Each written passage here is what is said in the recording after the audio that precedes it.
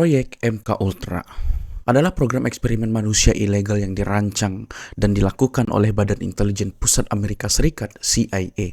Dimaksudkan untuk mengembangkan prosedur dan mengidentifikasi obat-obatan yang dapat digunakan dalam interogasi untuk melemahkan individu dan memaksa pengakuan, mulai pencucian otak dan penyiksaan psikologis. Proyek ini dimulai pada tahun 1953 silam dan dihentikan pada tahun 1973. MK Ultra menggunakan metode untuk memanipulasi keadaan mental dan fungsi otak subjeknya seperti pemberian rahasia obat-obatan psikoaktif dosis tinggi, terutama LSD. LSD kita bahas nanti di menit berikutnya. Tadi dia mengatakan pemberian LSD dan juga bahan kimia lainnya tanpa persetujuan subjek tersebut. Kejutan listrik, hipnotis, perampasan sensorik, isolasi, pelecehan verbal dan seksual, dan bentuk-bentuk penyiksaan lainnya. MK Ultra didahului oleh dua eksperimen terkait obat, Project Bluebird dan Project Anti-Hawk, atau sebuah proyek yang dikembangkan dan diberlakukan oleh Central Intelligence Agency (CIA) untuk tujuan meneliti metode interogasi. Itu diselenggarakan melalui kantor intelijen ilmiah CIA dan dikoordinasikan dengan Laboratorium Perang Biologi Angkatan Darat Amerika Serikat. Program ini terlibat dalam kegiatan ilegal termasuk penggunaan warga negara Amerika Serikat dan Kanada ketika itu sebagai objek dan subjek tes. Lebih dari 7.000 veteran Amerika mengambil bagian dalam eksperimen ini tanpa persetujuan selama tahun 1950-an hingga 1970-an. Banyak dari mereka menggugat di kemudian hari.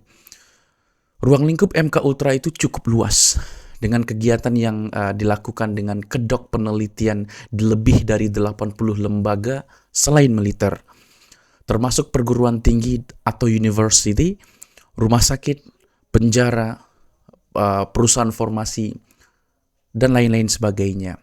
CIA beroperasi menggunakan organisasi-organisasi front, meskipun beberapa pejabat tinggi di lembaga-lembaga ini menyadari keterlibatan CIA tersebut.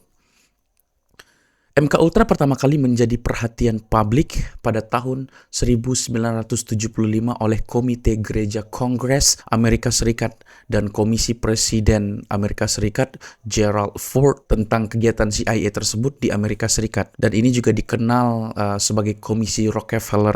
Mungkin kalian sudah tidak asing dengan nama Rockefeller. Ya, kita nggak bahas itu, nanti kita bahas di segmen berikutnya. Upaya investigasi terhambat oleh perintah Direktur CIA Richard Helms agar semua file MK Ultra dihancurkan pada tahun 1973. Komite Gereja dan investigasi Komisi Rockefeller bergantung pada kesaksian bersumpah dari peserta langsung dan pada sejumlah kecil dokumen yang selamat dari perintah Helms tersebut untuk membakar dokumen tersebut. It's Nurse Irwin. There's been an incident. What happened? There was a fire in your office. Everything is gone. My files. What about my files? Shelley escaped from her quarters shortly after we left. She doused herself in accelerant before she lit up the room. Oh, fuck. No, it wasn't her. Pada tahun 1977, permintaan Undang-Undang Kebebasan Informasi mengungkap Cage 20.000 dokumen yang berkaitan dengan MK Ultra yang mengarah ke sidang Senat. Beberapa informasi yang masih ada tentang MK Ultra dideklarasikan pada Juli 2001 silam.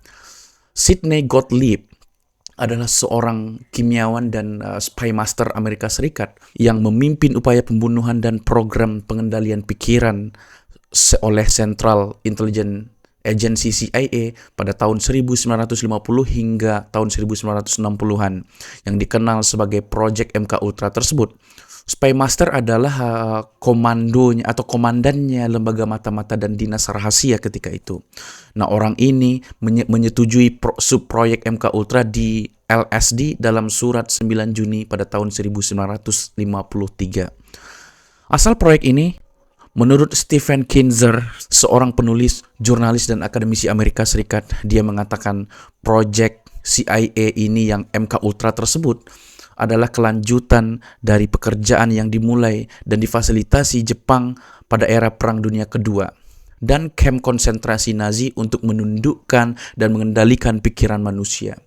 Kinzer menulis bahwa penggunaan meskalin atau obat untuk menimbulkan efek halusinasi oleh MK Ultra pada subjek tanpa disadari adalah praktik yang telah dilakukan oleh dokter Nazi di kamp-kamp di Auschwitz dan Dachau. Kinzer memberikan bukti kelanjutan agenda Nazi, mengutip perekrutan rahasia CIA terhadap penyiksa dan vivisectionist, atau disebut dengan objek eksperimen medis. Nazi untuk terus bereksperimen pada ribuan subjek, dan Nazi dibawa ke Fort Detrick, lembaga militernya Nazi di Maryland, untuk menginstruksikan petugas CIA tentang penggunaan gas sarin. Gas sarin itu adalah gas yang mematikan.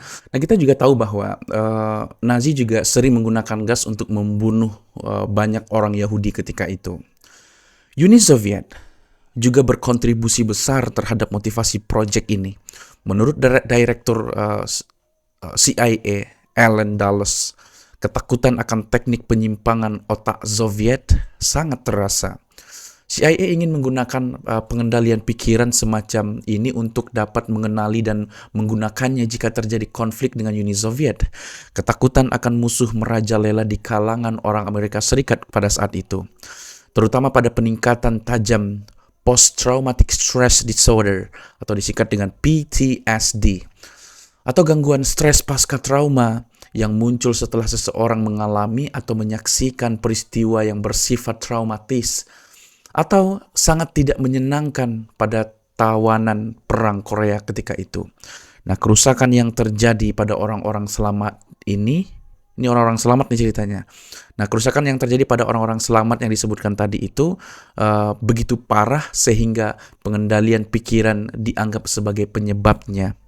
Proyek ini dipimpin oleh Sidney Gottlieb, tetapi dimulai atas perintah Direktur CIA Allen Dulles pada tanggal 13 April tahun 1953.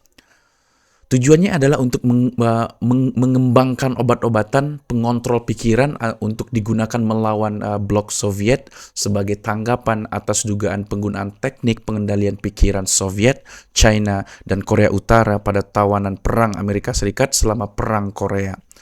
CIA ingin menggunakan metode serupa pada tawanan mereka sendiri dan tertarik untuk memanipulasi para pemimpin asing dengan teknik-teknik seperti itu. Merancang beberapa skema untuk membius Fidel Castro atau revolusioner dan politikus Kuba. Sering melakukan eksperimen tanpa sepengetahuan atau persetujuan subjek atau persetujuan manusianya. Dalam beberapa kasus peneliti akademis didanai melalui hibah dari organisasi front CIA, tetapi tidak menyadari bahwa CIA menggunakan pekerjaan mereka untuk tujuan ini. What does any of this have to do with me? Because I'm going to fund your research, Dr. Ford. Why would the Bureau of Narcotics fund research into psychological psychedelia? Because I'm a company man first. What company? The potential that you have to accomplish here is singular. To push the boundaries of science, the full support of the government. And in exchange? A chance to learn, with access to your research, your patients, maybe even a chance to help fix the broken.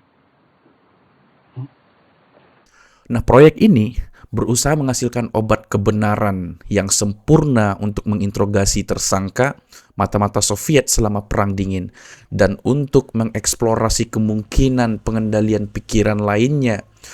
Subproyek 54 adalah program geger otak yang sempurna, rahasia angkatan laut yang seharusnya menggunakan ledakan frekuensi subaural untuk menghapus memori di otaknya. Nah, program ini tidak pernah dilakukan.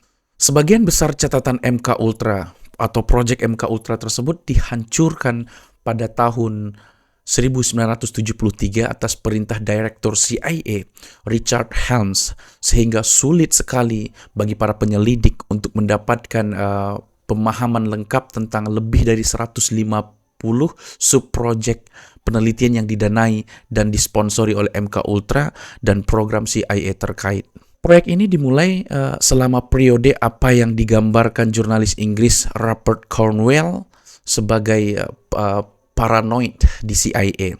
Ketika Amerika Serikat telah kehilangan monopoli nuklirnya dan ketakutan akan komunisme merajalela, yang berada pada puncaknya ketika itu.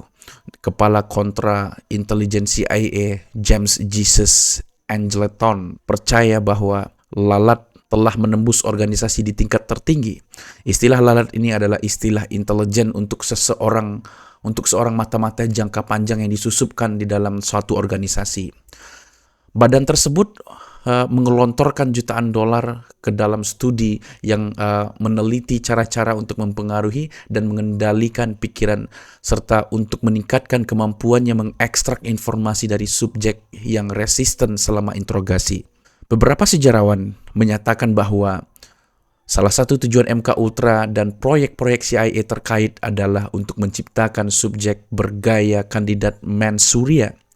Nah, Manchuria ini istilah menarik sebenarnya. Dia ngambil dari sebuah novel.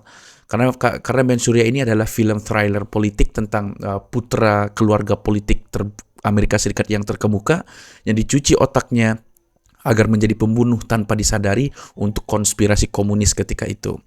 Nah, sejarawan Amerika Alfred W. McCoy telah mengklaim bahwa CIA berusaha memusatkan perhatian media pada program konyol semacam ini, sehingga publik tidak akan melihat tujuan utama penelitian yang merupakan metode interogasi yang efektif. Pengaplikasian dari proyek ini adalah dilihat dari laporan Komite Gereja tahun 1976, menemukan bahwa dalam program MK Delta, subprogram dari MK Ultra tersebut, atau obat-obatan digunakan terutama sebagai bantuan untuk interogasi, tetapi materi MK Ultra atau MK Delta juga digunakan untuk tujuan pelecehan, mendiskreditkan atau melumpuhkan. Effects of the lysergic acid diethylamide first seen in subject 2, Shelley Powers. She exhibits increased energy and excitement mixed with minor hallucinations.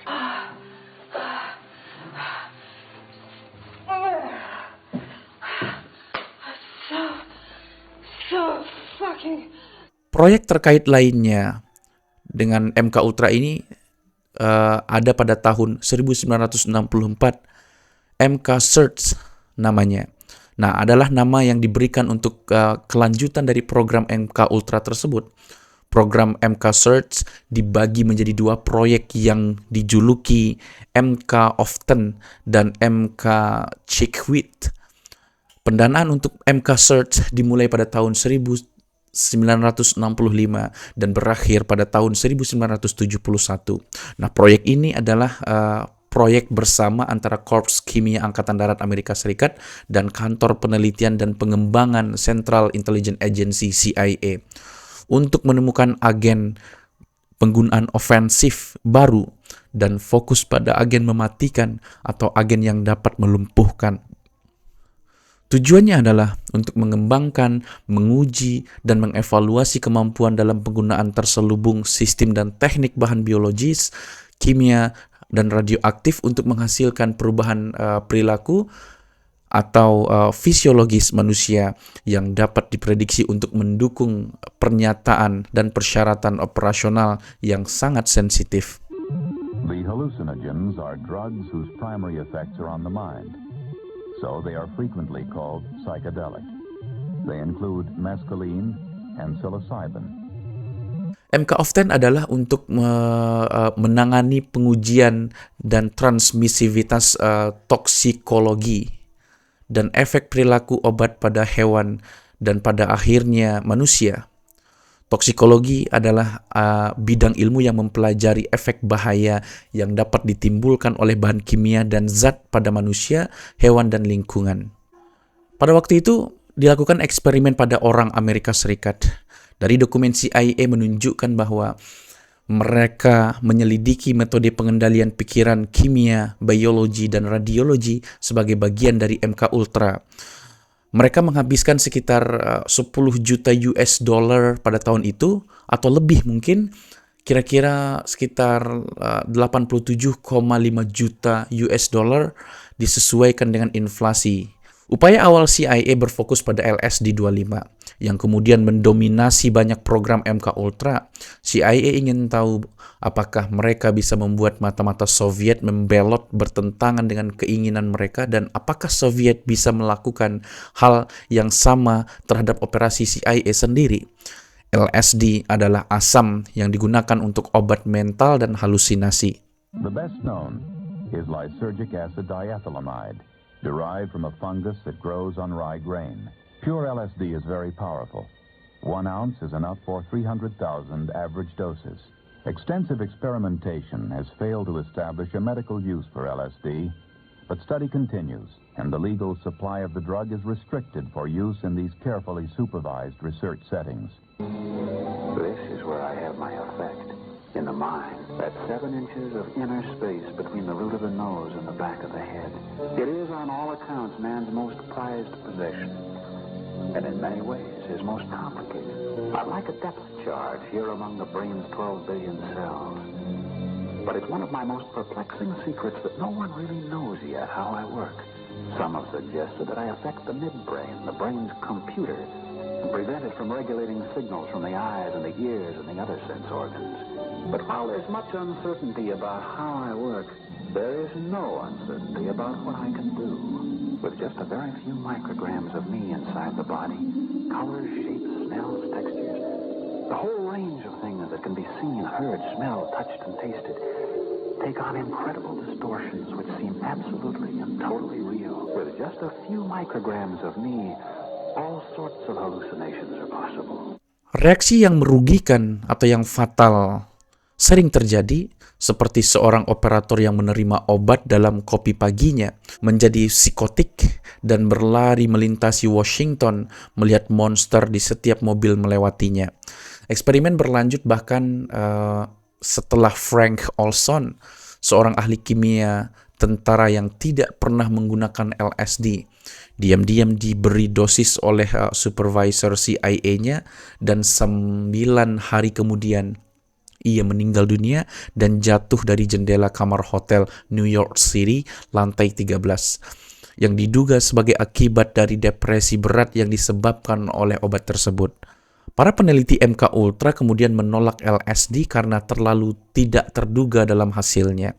Namun pada tahun 1962, CIA dan tentara mengembangkan serangkaian super halusinogen seperti BZ atau racun tanpa warna dan bau yang sangat dipuji-puji yang dianggap lebih menjanjikan sebagai senjata pengendalian pikiran saat itu.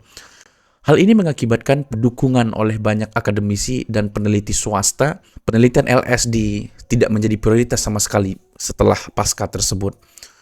Nah, penggunaan obat lain. Teknik lain yang diselidiki adalah pemberian barbiturat di intravena atau di pembuluh darah. Nah, barbiturat ini adalah obat antidepresan ke satu lengan dan amfetamin atau obat untuk saraf pusat kita. Jadi ditembakkan di lengannya. Nah, barbiturat dilepaskan ke orang itu terlebih dahulu dan segera setelah orang itu mulai tertidur, amfetamin dilepaskan, disuntikkan ke dalam tubuhnya. Eksperimen lain melibatkan heroin, morfin, tamazepam, digunakan dengan nama kode MK-Search, meskalin, poliskoibin, skopolamin, alkohol, dan natrium pentothan. Metode interogasi berikutnya dengan menggunakan hipnosis. Dokumen MK Ultra yang tidak diklasifikasikan menunjukkan bahwa mereka mempelajari hipnosis pada tahun 1950-an. Nah, tujuan eksperimental termasuk menciptakan kecemasan yang diinduksi secara hipnotis. Secara hipnotis meningkatkan kemampuan untuk belajar dan mengingat materi tertulis yang kompleks, mempelajari pemeriksaan hipnosis dan poligraf. Secara hipnotis meningkatkan kemampuan untuk mengamati dan mengingat pengaturan kompleks objek fisik dan mempelajari hubungan kepribadian dengan kerentanan terhadap hipnosis. Ada sekitar 67 percobaan dengan hipnosis yang diinduksi obat dan dengan amnesia anterograde dan retrograde, serta saat berada di bawah pengaruh obat-obatan tersebut. Nah, itu eksperimen yang dilakukan pada orang Amerika. Tetapi setelah itu juga dilakukan eksperimen pada orang-orang Kanada. Nah, CIA mengekspor eksperimen ke Kanada ketika mereka merekrut psikiater Inggris Donald Ewan Cameron, pencipta konsep mengemudi jiwa atau mengemudi psikis, yang menurut CIA menarik. Cameron berharap untuk memperbaiki skizofrenia dengan menghapus ingatan yang ada dan memprogram ulang jiwa seseorang. Selain LSD, Kamerun juga bereksperimen dengan berbagai obat lumpuh serta terapi elektrokonvulsif pada 30 hingga 40 kali kekuatan normal.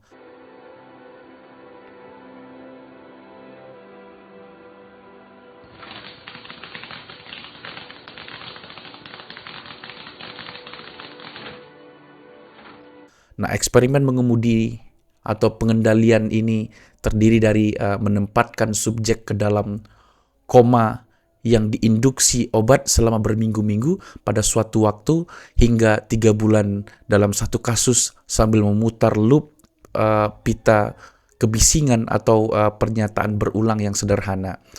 Eksperimennya sering dilakukan pada pasien yang memasuki institut untuk masalah umum seperti gangguan kecemasan dan depresi pasca persalinan. Banyak di antaranya menderita efek permanen dari tindakannya.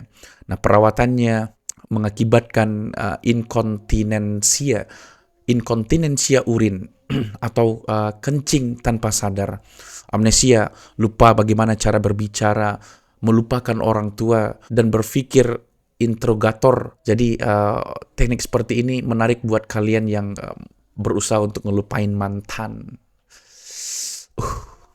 Nah, eksperimen juga dilakukan di Denmark. Tidak seperti Amerika Serikat dan Kanada. Denmark memiliki daftar populasi terpusat yang memungkinkan peserta diacak selama beberapa tahun. Nah, psikolog Amerika Serikat Zern of Metnick bekerja sama dengan Profesor Denmark Vinnie School-Singer untuk mempelajari perkembangan skizofrenia pada anak yatim Denmark. Proyek ini tumbuh dari UK Hilltop dan kemudian diserap ke dalam MK Ultra. Pada tahun 1977, School-Singer menyelesaikan disertasi doktoralnya tentang proyek pengendalian otak tersebut. Tetapi karena MK Ultra telah secara resmi dinyatakan di Amerika Serikat dihentikan karena terlarang dengan catatan harus dihancurkan, sehingga tesis School-Singer menjadi rahasia negara. Nah, anak-anak diminta untuk menjalani penilaian kesehatan mental yang sering dan keras yang tidak ada informed consent. Pada Desember tahun 2021, dokumenter radio Peer Winnick menemukan 36 kotak catatan MK Ultra yang disimpan di pusat psikiatri di pinggiran Copenhagen. Tetapi ketika dia meminta akses pusat itu merobek catatan tersebut karena melanggar hukum Denmark. Di daerah-daerah di bawah kendali Amerika pada tahun 1950-an di Eropa dan Asia Timur, sebagian besar Jepang, Jerman, Filipina, CIA menciptakan pusat-pusat penahanan rahasia sehingga Amerika Serikat dapat menghindari penuntutan pidana. CIA menangkap orang-orang yang dicurigai sebagai agen musuh dan orang lain yang dianggap dapat dibuang atau yang nggak ada manfaatnya untuk melakukan berbagai jenis penyiksaan dan eksperimen manusia terhadap mereka.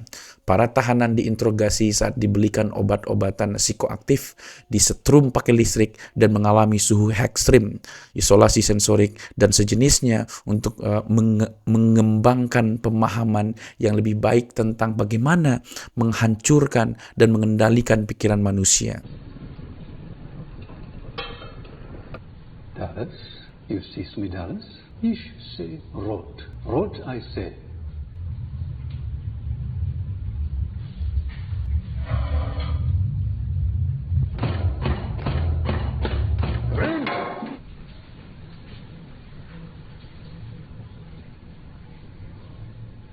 Pada tahun 1973, di tengah kepanikan di seluruh pemerintah yang disebabkan oleh Watergate atau skandal politik terbesar di Amerika Serikat, Direktur CIA Richard Helms memerintahkan semua file MK Ultra dihancurkan. Berdasarkan perintah ini, sebagian besar dokumen CIA mengenai proyek MK Ultra tersebut dihancurkan, membuat penyelidikan penuh terhadap MK Ultra menjadi tidak mungkin. Cage sekitar 20.000 dokumen selamat dari pembersihan Helms karena mereka telah salah disimpan di gedung catatan keuangan dan ditemukan setelah permintaan The Freedom of Information Act atau disingkat FOIA pada tahun 1977. Artinya kebebasan informasi lah gitulah. Nah, dokumen-dokumen ini sepenuhnya diselidiki selama mendengarkan pendapat Senat pada tahun 1977. Pada bulan Desember pada tahun 1974, The New York Times menuduh bahwa CIA telah melakukan kegiatan domestik ilegal, termasuk eksperimen terhadap warga Amerika Serikat selama tahun 1960-an. Ada sekitar 77 laporan itu mendorong penyelidikan oleh Kongres Amerika Serikat dalam bentuk komite gereja dan oleh komisi yang dikenal sebagai Komisi Rockefeller yang menyelidiki kegiatan domestik ilegal CIA, FBI, dan badan-badan militer terkait intelijen. Pada musim panas tahun 1975, laporan Komite Gereja Kongres dan laporan Komisi Rockefeller, Presiden mengungkapkan kepada publik untuk pertama kalinya bahwa CIA dan Departemen Pertahanan telah melakukan eksperimen pada subjek manusia yang tidak disadari sebagai bagian dari program ekstensif untuk mengetahui bagaimana mempengaruhi dan mengendalikan pikiran manusia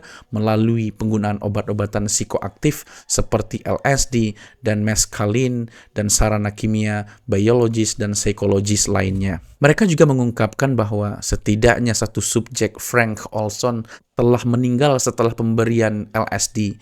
Banyak dari apa yang dipelajari Komite Gereja dan Komisi Rockefeller tentang MK Ultra terkandung dalam sebuah laporan yang disiapkan oleh kantor Inspektur Jenderal pada tahun 1963 yang selamat dari penghancuran catatan yang diperintahkan pada tahun 1973. Namun, itu berisi sedikit detail Sidney Gottlieb yang telah pensiun dari CIA 2 tahun sebelumnya dan telah memimpin MK Ultra diwawancarai oleh komite tetapi mengaku memiliki sedikit ingatan tentang MK Ultra tersebut.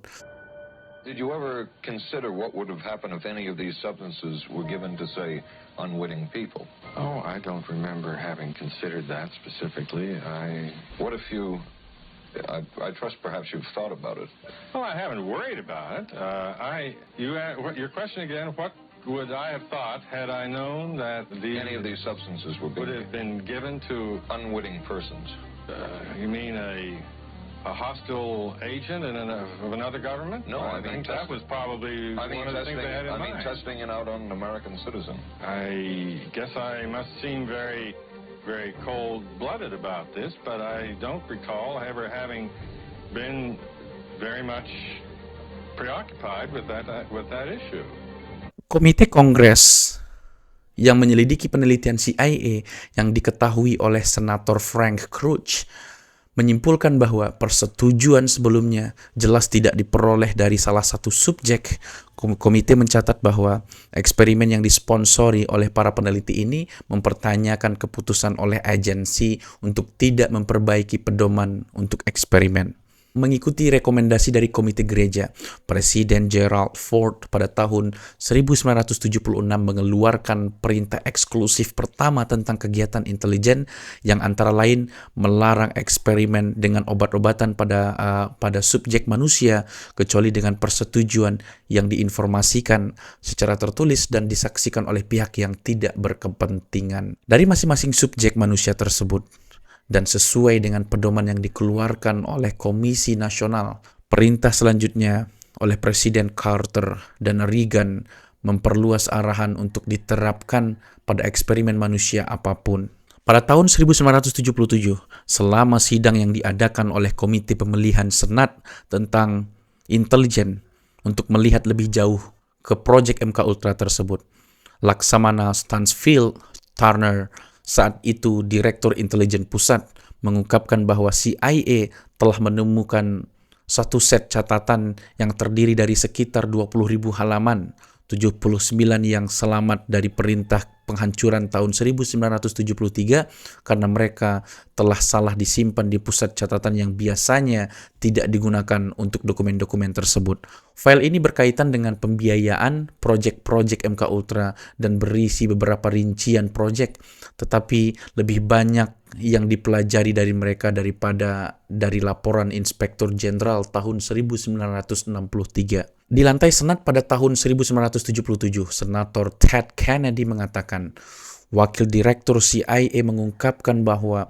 lebih dari 30 universitas dan institusi terlibat dalam program pengujian dan eksperimen ekstensif yang mencakup tes narkoba rahasia pada warga negara tanpa disadari. Di semua tingkat sosial, tinggi dan rendah, penduduk asli Amerika dan asing, beberapa tes ini melibatkan pemberian LSD kepada subjek tanpa disetujui dalam situasi sosial. Setidaknya, satu kematian hasil dari dugaan defenestrasi Frank Olson dikaitkan dengan Olson yang dituduhkan tanpa sepengetahuannya. Untuk eksperimen semacam itu, 9 hari sebelum kematiannya, CIA sendiri kemudian mengakui bahwa tes ini memiliki sedikit alasan ilmiah. Petugas yang melakukan pemantauan bukanlah pengamat ilmiah yang berkualitas. Di Kanada, masalah ini membutuhkan waktu lebih lama untuk muncul, menjadi dikenal luas pada tahun 1984 di acara berita CBC, The Fifth Estate. Diketahui bahwa CIA tidak hanya mendanai upaya Kamerun, tetapi juga bahwa pemerintah Kanada sepenuhnya menyadari hal ini dan kemudian menyediakan dana sebesar $500,000. Nah, dana ini digunakan untuk melanjutkan eksperimen. Pengungkapan ini sebagian besar menggagalkan upaya para korban untuk menuntut CIA seperti rekan-rekan Amerika Serikat, dan pemerintah Kanada akhirnya menyelesaikan di luar pengadilan sebesar $100,000 untuk masing-masing dari 127 korban. Kamerun meninggal pada 8 September 1967 setelah menderita serangan jantung saat dia dan putranya mendaki gunung. Tak satu pun dari catatan pribadi Kamerun tentang keterlibatannya dengan MK Ultra selamat karena keluarganya menghancurkan mereka setelah kematiannya. Laporan Kantor Akuntansi Umum Amerika Serikat pada tahun 1994. Kantor Akuntansi Umum Amerika Serikat mengeluarkan laporan pada tanggal 28 September 1994 yang menyatakan bahwa antara tahun 1940 dan 1974, Departemen Pertahanan dan Badan Keamanan Nasional lainnya mempelajari ribuan subjek manusia dalam tes dan eksperimen yang melibatkan zat yang berbahaya untuk manusia. Bekerja sama dengan CIA, Departemen Pertahanan memberikan obat-obatan halusinogen kepada ribuan tentara sukarelawan pada tahun 1950-an dan 1960-an. Selain LSD, Angkatan Darat juga menguji quinacridinil benzylate, racun yang mematikan, halusinogen dengan kode nama BZ. Banyak dari tes ini dilakukan di bawah apa yang disebut program MK Ultra, didirikan untuk melawan kemajuan Soviet dan China yang dirasakan dalam teknik cuci otak. Antara tahun 1953 dan 1964, program ini terdiri dari 149 proyek yang melibatkan pengujian narkoba dan penelitian lain tentang subjek manusia tanpa disadari. Mengingat CIA sengaja menghancurkan sebagian besar catatan kegagalannya untuk mengikuti protokol persetujuan yang diinformasikan dengan ribuan peserta, sifat eksperimen yang tidak terkendali dan kurangnya data tindak lanjut, dampak penuh dari eksperimen MK Ultra termasuk kematian mungkin tidak akan pernah diketahui. And one of those who took part in these programs. Thank you, sir. In 1977, the Senate subcommittee heard testimony from many of them, but the testimony was not that revealing. According to one of them, they agreed amongst themselves to keep the inquiry within bounds that would satisfy the committee. Former narcotics officer Charles Siragusa says that he was asked to limit his testimony by the man he reported to at the CIA. He wanted me not to say anything. To perjure yourself. That's right. Well, either that, I'd have to perjure myself or take the Fifth Amendment. And I'm not about to take the Fifth Amendment for anybody. Beberapa kematian yang diketahui telah dikaitkan dengan proyek MK Ultra, terutama Frank Olson. Olson seorang ahli biokimia Angkatan Darat Amerika Serikat dan peneliti senjata biologis, diberi LSD tanpa sepengetahuan atau persetujuannya pada November pada tahun 1953 sebagai bagian dari eksperimen CIA dan meninggal setelah jatuh dari jendela lantai 13 seminggu kemudian. Seorang dokter CIA yang ditugaskan untuk memantau Olson mengaku telah tertidur di ranjang lain di kamar hotel New York City ketika Olson jatuh ke kematiannya.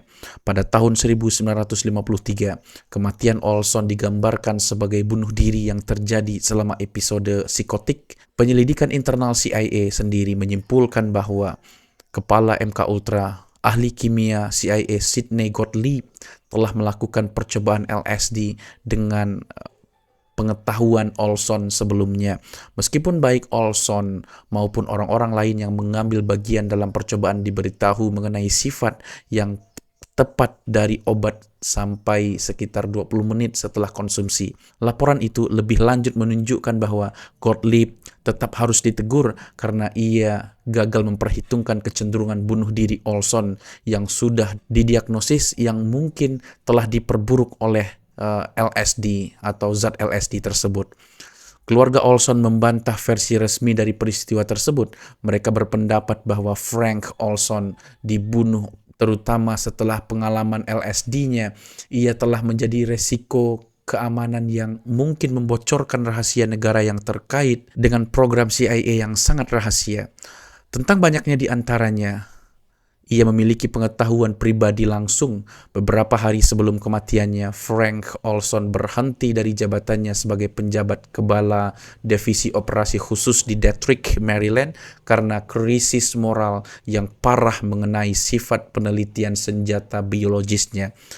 Di antara kekhawatiran Olson adalah pengembangan bahan pembunuhan yang digunakan oleh CIA, penggunaan bahan perang biologi CIA dalam operasi rahasia, eksperimen dengan senjata biologis di daerah berpenduduk, kolaborasi dengan 1.600 mantan ilmuwan Nazi di bawah operasi Paperclip, penelitian pengendalian pikiran LSD, dan penggunaan obat-obatan psikoaktif selama interogasi terminal di bawah kode program bernama Project Anti-Hoax atau penelitian metode interogasi.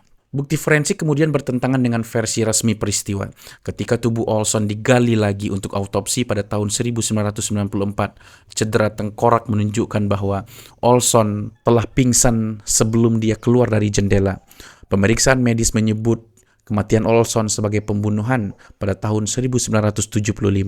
Keluarga Olson menerima penyelesaian sebesar $750,000 dari pemerintahan Amerika Serikat dan permintaan maaf resmi dari Presiden Gerald Ford dan Direktur CIA William Colby.